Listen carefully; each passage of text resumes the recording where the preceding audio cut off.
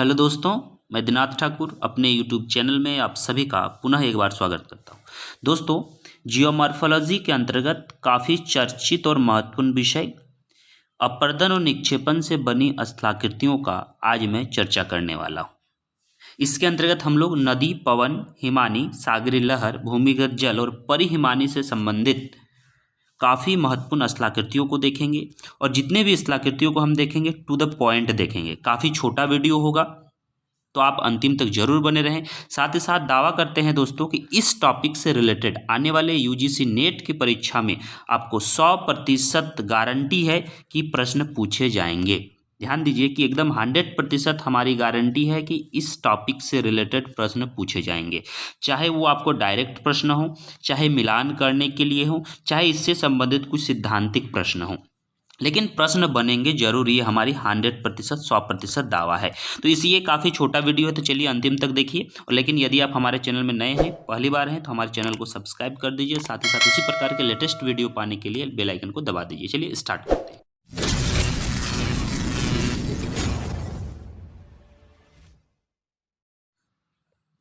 इसमें हम लोग अपर्दन के कारकों के द्वारा निर्मित स्थलाकृतियों को देखेंगे। अपर्दन के कारकों के द्वारा निर्मित स्थलाकृति टू द पॉइंट देखेंगे, अर्थात इसमें हमारी कौन से अपर्दन के कारक हैं, अपर्दन की कौन सी क्रियाएं हैं, अपर्दन जनित स्थलाकृतियां कौन सी हैं और निक्षेपण जनित स्थलाकृतियां कौन सी हैं।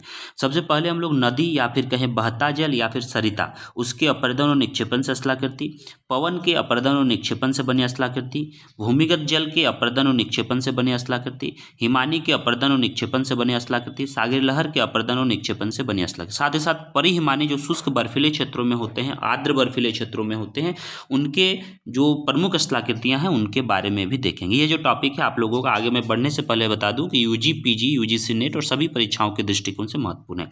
साथ ही साथ दोस्तों टू द पॉइंट में आज बात करने वाला हूं और आप लोगों को मैं बता दूं कि अगर इससे रिलेटेड, जैसे कि नदी के अपर्दन निक्षेपण से रिलेटेड या पवन से, भूमिगत जल से, अगर आपको डिटेल्स वीडियो चाहिए तो आप कमेंट बॉक्स पे कमेंट कर सकते हैं, ताकि आने वाले वीडियो में उससे रिलेटेड डिटेल्स लेकर आऊँ। चलिए हम लोग आगे बढ़ते हैं।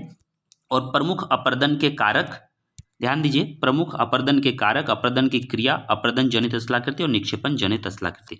जैसे कि नदी और सरिता या फिर कहें बहता जल, इसमें कौन सी अपर्दन की क्रियाएं होती हैं? तो घोलीकरण होती हैं, संक्षारण जिसको हम लोग कहते हैं, अपघर्षण होती हैं, सन्निघर्षण होती हैं, जलगर्ती का क्रिया होती हैं, घाटी का गहरा होना, शीर्षवर्ती अपर्दन और लंबावत अपर्दन, ये अपर्दन क्रिया। इससे जो अपर्दित स्थलाकृतियां हैं जिसमें भी आकार की घाटी, गार्ज, केनियन, नदी अपहरण, तंग घाटी, जलप्रपात, जलकुंड, अवनमन कुंड, छिप्रिका, जलगर्तिका, वेदिका, नदी विसर्प, क्वेस्टा, सूकर, समप्राय मैदान, मोनाडनोक, संरचनात्मक सोपान, लटकते पर्वत प्रक्षेप।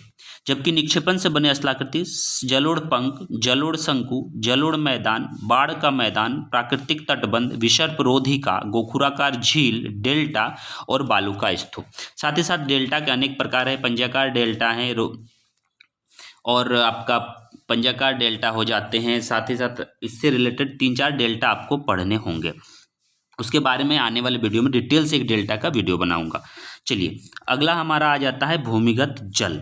भूमिगत जल या फिर कहें कि कास्ट टोपोग्राफी, इसकी जो क्रियाएं हैं, घुलन क्रिया, जलगर्तिका क्रिया, अपघर्षण क्रिया और सन्निघर्षण क्रिया।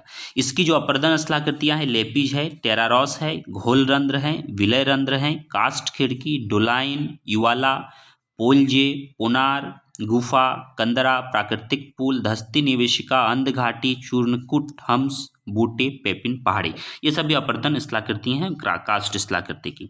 उसके बाद निक्षेपण से क्या बनती है? ग्रंथिका बनती है, स्पिलोथियस बनती है, ट्रेवेंटाइन, टूफा, ड्रिप स्टोन, स्टेलेकटाइट, स्टेलेगमाइट, स्तंभ, हेलिकटाइट, जियोड, सिराएं, संग्रथन, हेलिग्माइट और ग्लोबोलाइट है।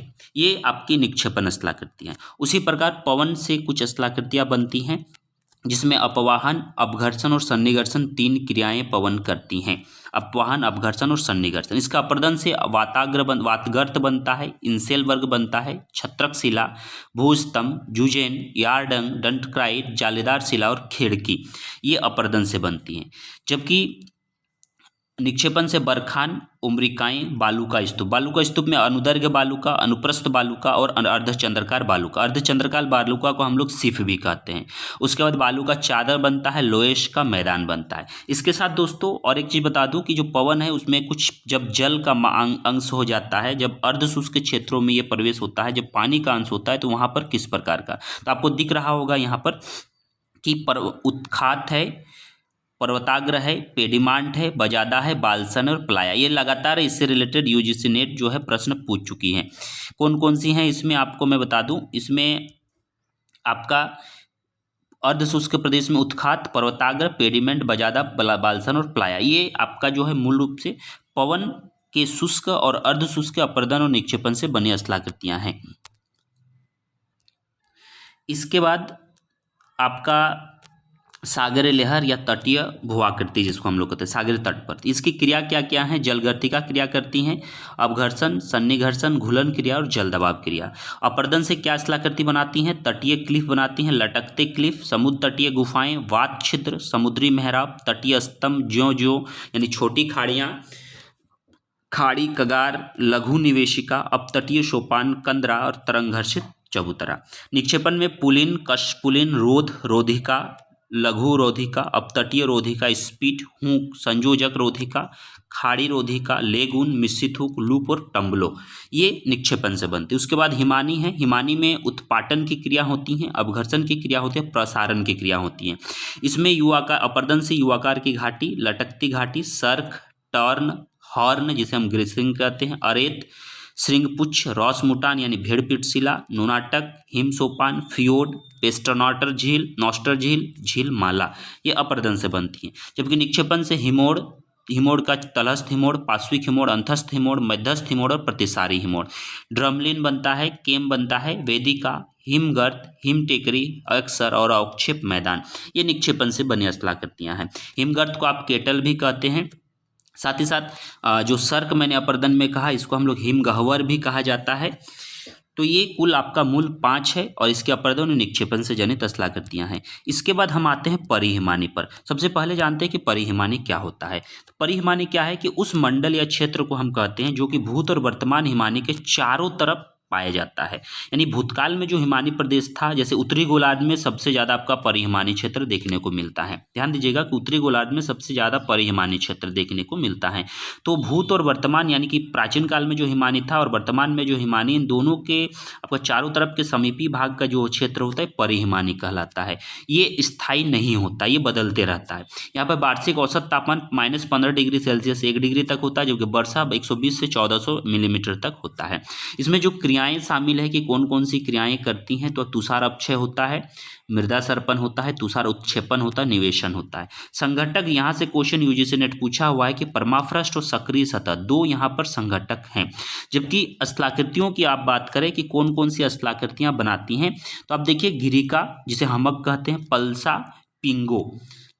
पिंगो आपका एक्सिमो के बेल्ट में देखने को मिलता है। पेंडर्ट भूतल बहुभुज वृत्त और पट्टी आकार का होता है। प्रस्तर सरिता स्टोन स्ट्रीम कहते हैं, थर्मोक्रास्ट और ब्लॉक फेल्ड्स है।